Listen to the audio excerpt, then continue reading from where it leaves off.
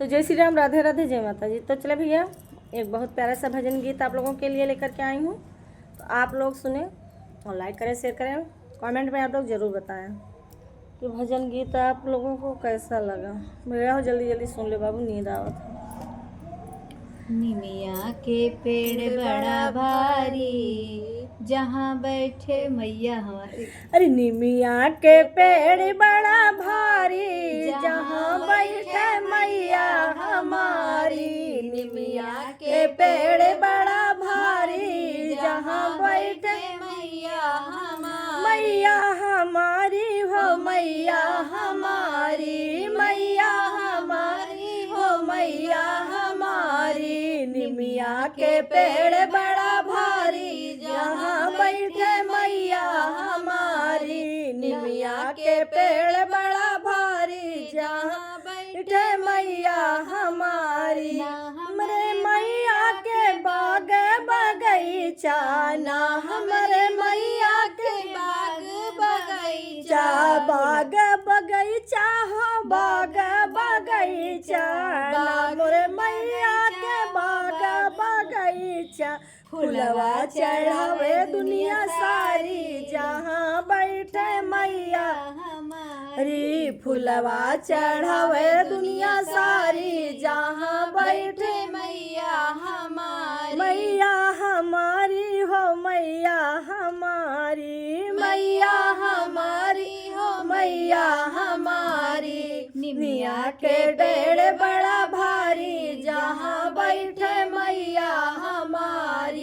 निमिया के पेड़ बड़ा भारी, जहाँ बैठे मैया हमारी।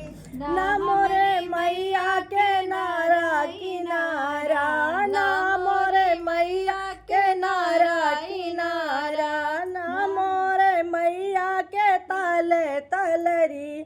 जलवा चढ़ावे दुनिया सारी, जहाँ बैठे मैया हमारी। जलवा चढ़ावे दुनिया सारी, जहाँ बैठे मैया हमारी। जलवा चढ़ावे दुनिया सारी, जहाँ बैठे मैया हमारी। निमिया के पेड़ बड़ा भारी, जहाँ बैठे मैया हमारी। निमिया के पेड़ बड़ा भारी, जहाँ बैठे मैया हमारी। मैया हमारी हो, मैया हमारी, मैया हमारी हो, मैया हमारी। निमिया के पेड़ बड़ा भारी, जहाँ बैठे मैया हमारी।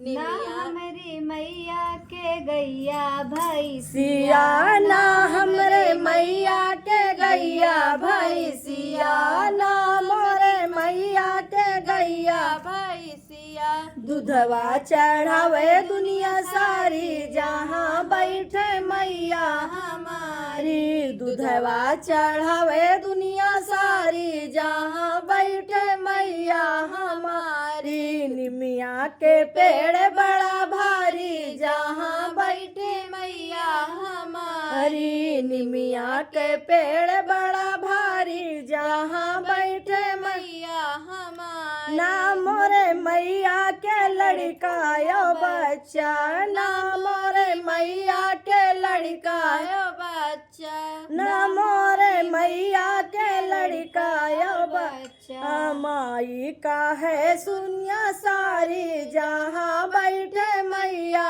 हमारी। सबे का है महतारी, जहाँ बैठे मैया हमारी। निमिया के पेड़ बड़ा भारी, जहाँ बैठे मैया हमारी। निमिया के पेड़ बड़ा भारी, जहाँ बैठे मैया हमारी।